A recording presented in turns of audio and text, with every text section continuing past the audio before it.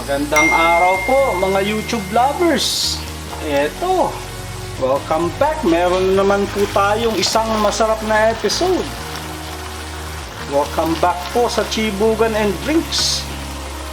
Eto, at magluluto tayo ng masarap na laing. Ayan, paborito sa Bicolano. Eto po ang kanyang mga ingredients.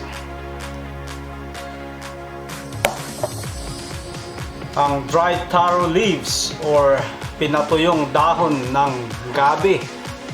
Ito ang ating laing.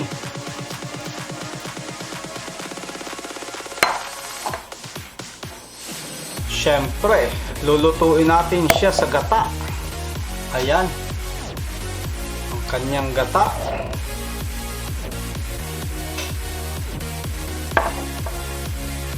At hahaluan natin siya ng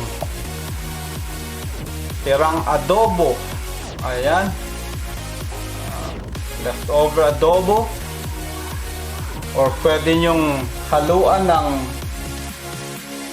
ng pork shoulders. Eto, isang kotsa nyo lang po. Lalagyan din natin siya ng salmon, fish fillet, salmon fillet. Pinarito na natin siya, so it's a fried salmon with the skin on para hindi siya magkalasog-lasog sa ating laing. At ang pantimpla niya, gigisahin natin siya sa sibuyas, sa bawang,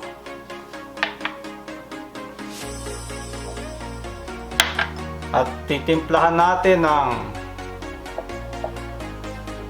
black pepper and salt. Ayan po ang kanyang mga ingredients. Ito po, lutuin na natin ang ating laing.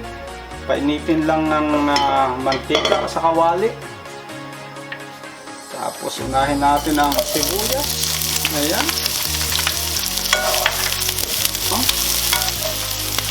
Ayan, bawang.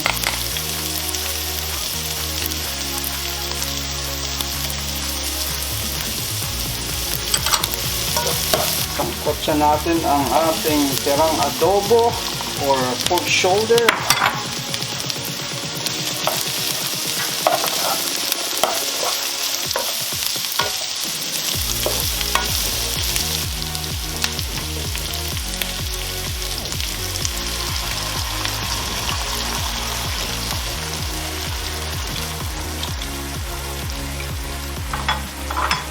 Ito po, pakuluin natin ang ating gata.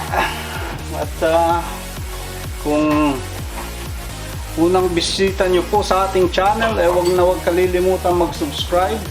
Ayan, mag-like na rin po kayo. Ito, pakuluin lang natin siya, tapos bisitahin natin siya maya-maya. Ito, kumukulo na ang unang gata. Lagay na natin ang ating laing. Ayan, para mapakuluan na.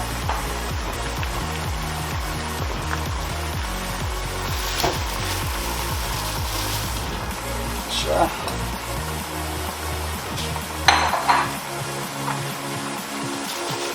Yan po, sa unang gata, ilinagay natin ang ating pork shoulder. Hinintay natin kumulo, tapos ilinagay natin ang ating laing.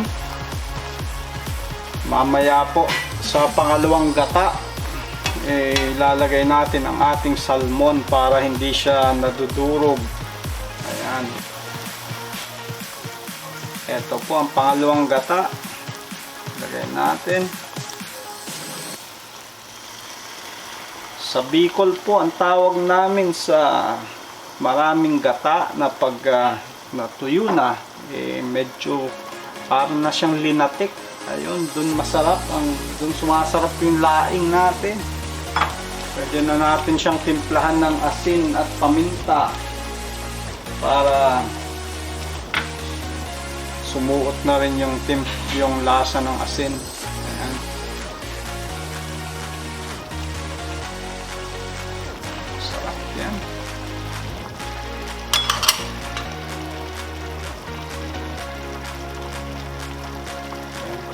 paminta.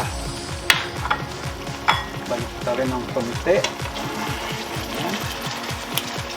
Para mahalo yung asin at paminta. Lagyan na natin ang ating isda. Ayan.